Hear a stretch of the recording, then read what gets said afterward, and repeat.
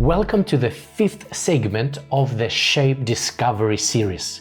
In this video, you will learn how you can discover your personality traits and how you can be used by God. Just as the Lord gave you unique spiritual gifts, passions, and abilities, the personality you have also is His gift to you.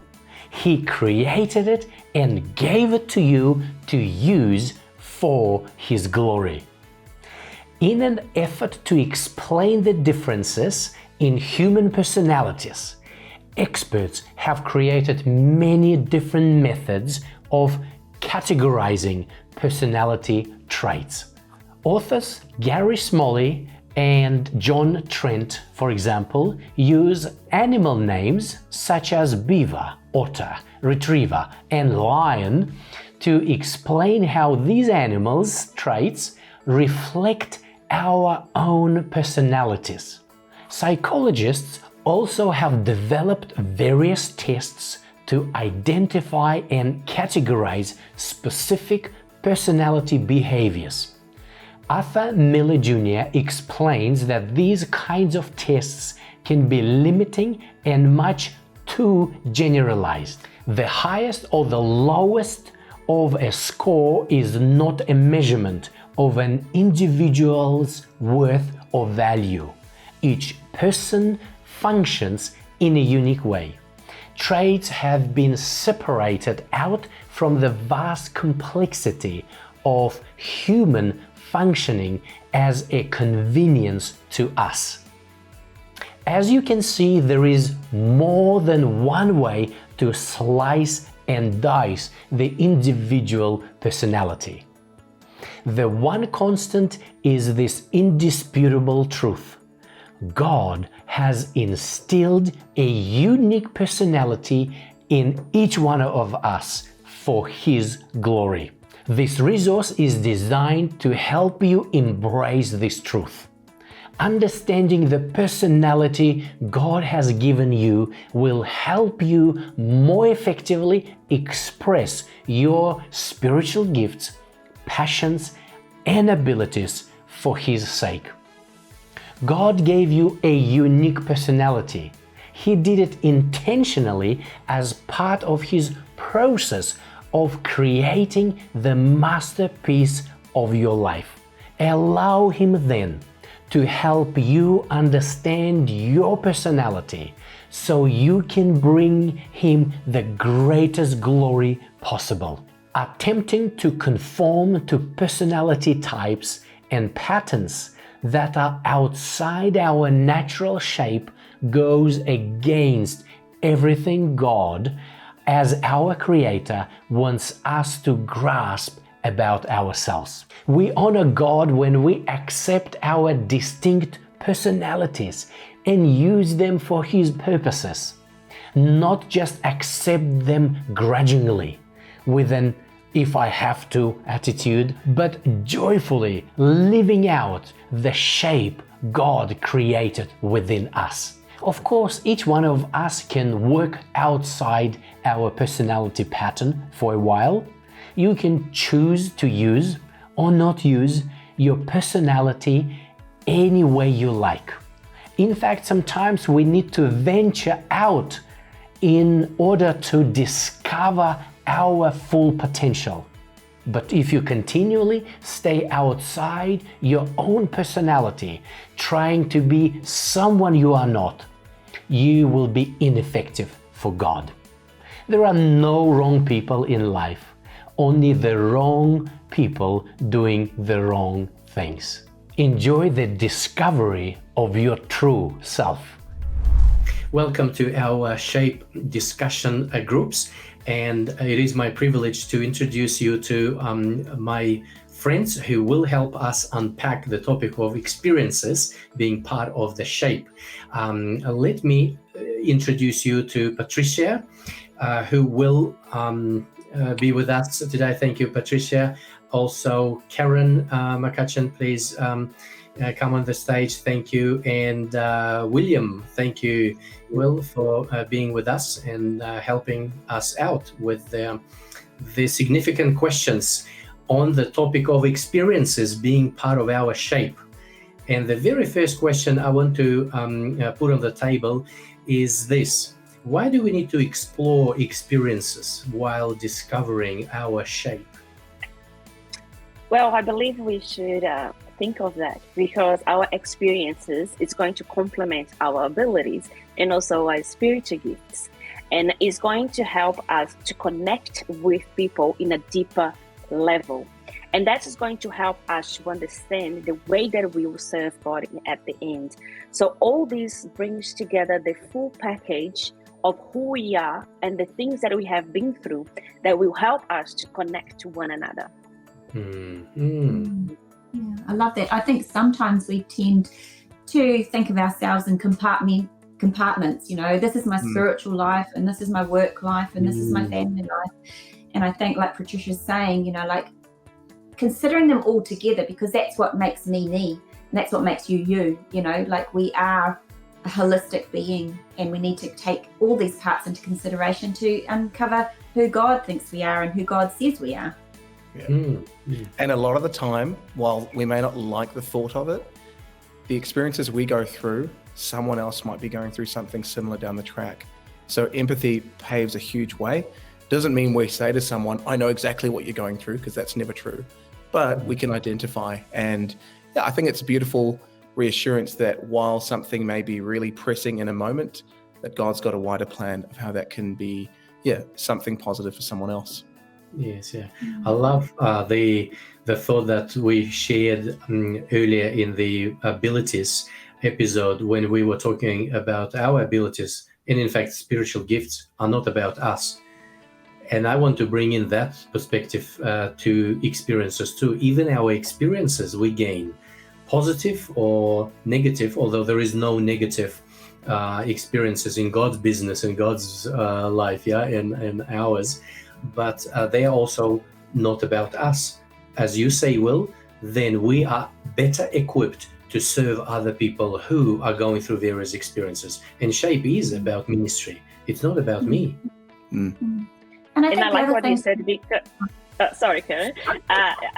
And I like what you said because sometimes we think the bad experience that we went in life, it's a bad thing, but let's be honest, that's what brings us closer to God and help us to truly open ourselves to learn more about our abilities and our spirituality. So our experience is a key point here for us to serve God. Yes. Yeah, and I suppose what I was going to add to the conversation as well is often we've gone through our experiences, and going through the Shape journey enables you to actually really drill down into those experiences. And in life, it's about evaluating the experiences that helps to pull out the insights and the lessons. So I think it's a really important thing to do because we have gone through those experiences, but might never have taken the time to look back and go, what did I learn? What did I learn there that I can help somebody else with? And so evaluating all these different parts gives us a greater sense of who we are and a greater sense of what our strengths and abilities, and also what our learnings that we are still to do may be. Yes. And it will add value to our relationships, because people will get closer to you because they have that connection with you because of the things that you have been through and they are going through as well, like Will said at the beginning. Yeah. I've often heard of because I think of testimonies when I just press nearer to this topic. Often hear young people say, I don't have a testimony yet. I haven't lived life enough, or I haven't been involved in bad stuff sufficiently. But experience is just a point in life where you can say, I've learned something. I've seen God in a deeper, or bigger way. And it's not again about the comparison thing. We've spoken about this in other episodes, but just where you are right now, and if it's a moment that's worth capturing. So it probably says a lot that we need to slow down often, take pictures or reflect on what we're learning through experiences too. Yes, yeah. So going to our next question, let's connect our experiences with ministry. Yeah, as we said, it's not about us. So why might people struggle to see how their experiences shape them? Like shape them, obviously not just make them nice or kind, but equip them, because shape is about being equipped for God's purpose. So that question is really looking at how was that experience equipping me to minister better, and why might people struggle to see that correlation? I believe that one thing that I think when we go through something, it helps us to open ourselves to understand what other people are going through. Sometimes we haven't been through that certain situations, and it's like, why do we need to act like that? Oh, she's too dramatic. Oh, she's making too much such a big deal out of this. This is so simple. Have you been through that? Have you experienced what that person's experienced? So I think when we experience ourselves these things, it truly helps us to understand what other people are going through and stop analyzing things on our own perspective. Think, this is dumb. I don't think this should be this way.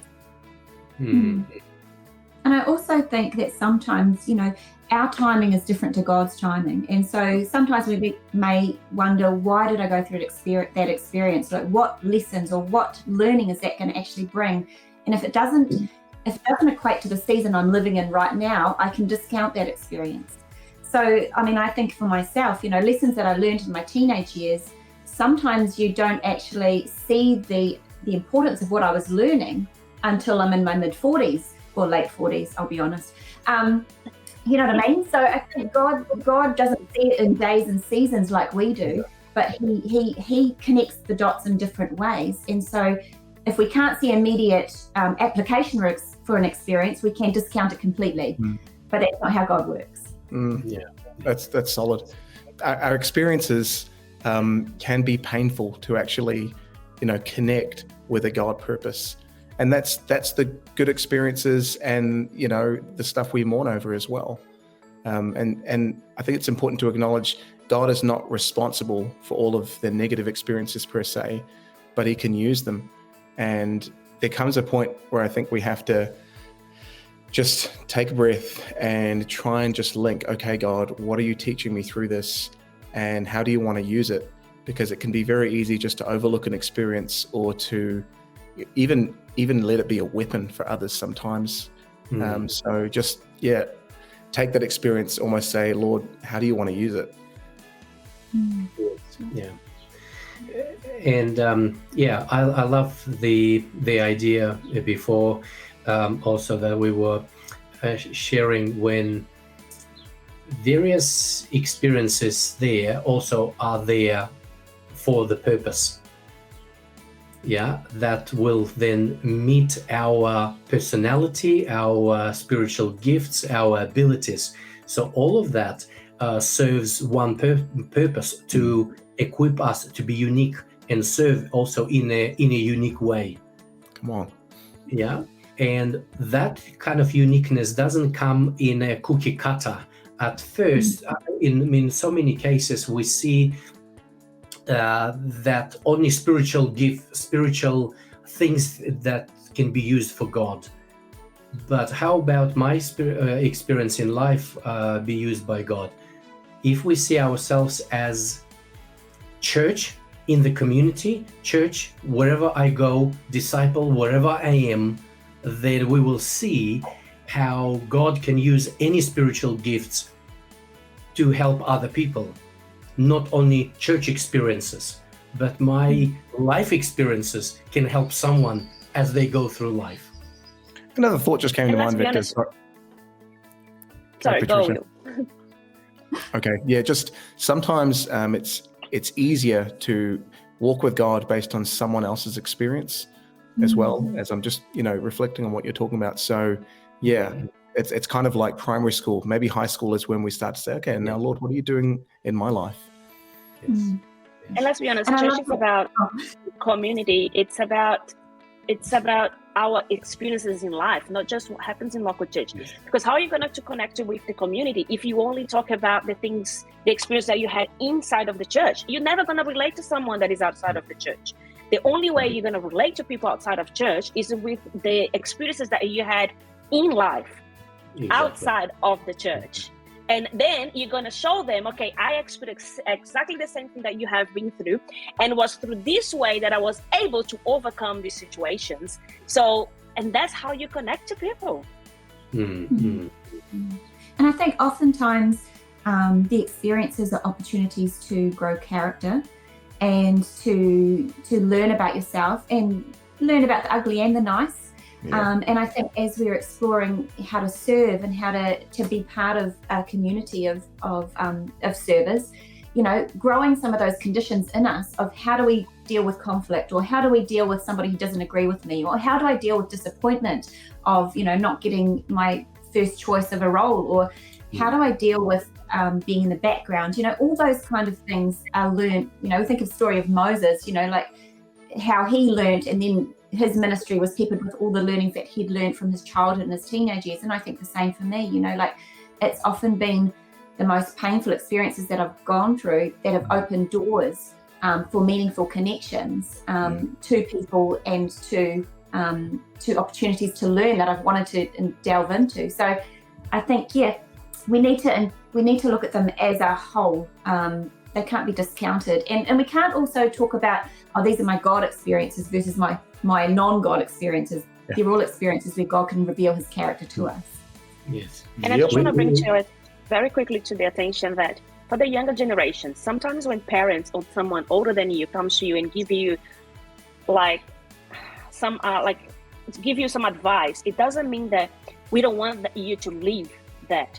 We just have been through that experience, and we're trying to help you not to get as hurt as we got hurt, or to damage your life in a point that maybe it's going to be really hard for you to take it back. So just think of that. It's not about like what you can and you can't. It's about how I'm trying to protect you by love, telling you the experiences that I had, and I'm trying to help you not to make the same mistakes that I have done in my life. Yes, yeah. So that we already started to unpack the question. I wanted to keep the best for last. The third question here on the table is, how do those experiences really affect the way we serve God? And let's recap. Let's unpack this now a little bit deeper.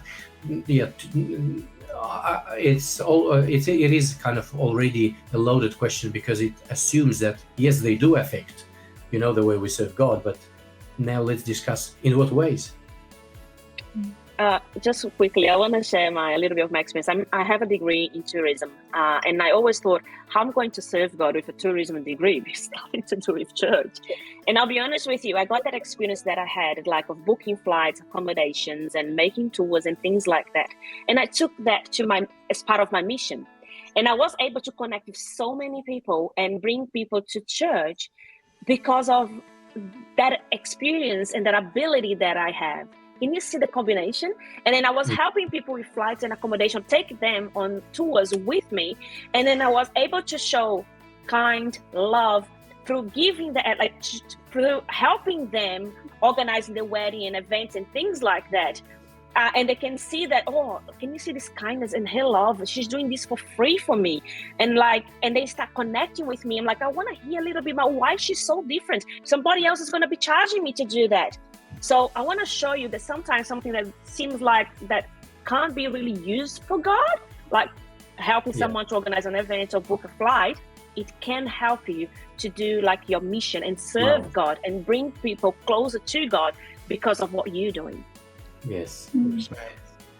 I think, I mean, my comment might go in a totally different direction, Victor, but I suppose I'm thinking about if my experiences have taught me that God is going to punish me, if my experience have taught me that, that God is a mean person, through growing up or whatever, then the way I'm going to serve is out of, I need to prove myself, I need to get back, in right standing with God, and I need to do this as an obligation. So I suppose we also need to flip it around and go, how are our experiences helping us see that loving picture of God, so that the service that I give and bring is out of that heart connection and not out of a sense of, if I don't do this, God will not love me. And I think that's just a foundational thought, because I know for me, I grew up in a situation where I was very much trying to earn approval, and I was serving out of trying to earn approval, until I realized that actually, no, God loves me whether I serve or not, and I need to serve out of the overflow of his connection with me and my connection with him. And that changes the way you serve. You don't feel guilty about saying no if you want to explore something. you feel empowered to be like, no, this is how God requires me, and this is how God needs me, and this is how God invites me, rather than doing it out of a sense of I have to, I get to instead. Yeah. Excellent. At least two aspects. Yeah, our experiences can shape our skills that then we can use for God's glory and for God's service, as well as the condition of our heart. It changes our heart and makes us. Will, you were talking about empathy, then we are able to empathize with people. We're able to then pass on God's love. Well, thank you so much, team, for starting to unpack these questions. I'm sure our viewers will be able to take their unpacking to their next level in their own groups. And even if someone is viewing by himself or herself, you can either reflect on those questions or discuss them with other significant people in your life. I want to say big thank you to Patricia, big thank you to Karen, and thank you to Will for being here with us and discussing these questions together. So thank you. And best of your blessings for your further discovery as you continue to unpack God's purpose for your life. On pages 46 to 51 of your SHAPE workbook, you will find a full personality inventory that will help you to gain greater awareness of your unique personality traits. To make it easier for you to make sense of the results, use the link here on the screen. Or you can find the same link on page 45 of this workbook. Remember that it's not a test that gives you answers with 100% accuracy. It's an inventory that gives you greater awareness so you can be aware of your most probable traits of your personality, and then trial to validate if this inventory is correct. Once again, it comes down to two main things: trial and error, which means you will need to give yourself opportunities to expose yourself to a greater range of various experiences so you can see how you relate to one or the other. And as you experiment with one thing, you may fail, and that is perfectly fine. Do not be afraid of failing. Failure is your friend that teaches you that you need to get to the right way of doing things or to be in the right place. Remember this: failure is not a person, it's an event. Failure doesn't mean that you are not good at certain things. It means that there is another way you can try to succeed. That is why ongoing exposure to various experiences is very critical while you are discovering your own shape. Look for opportunities to volunteer at your church or within your community that allow you to put your God-given personality and shape into action. And while you experiment and it feels like something is missing, perhaps you need to be more faithful with the opportunity God has given you rather than waiting for perfect conditions. God gave you a unique personality. He did it intentionally as part of His process of creating the masterpiece of your life. Allow Him then to help you understand your personality so you can shine for Him and for His glory in the greatest way possible. Continue the journey and allow God to use you the way He created you.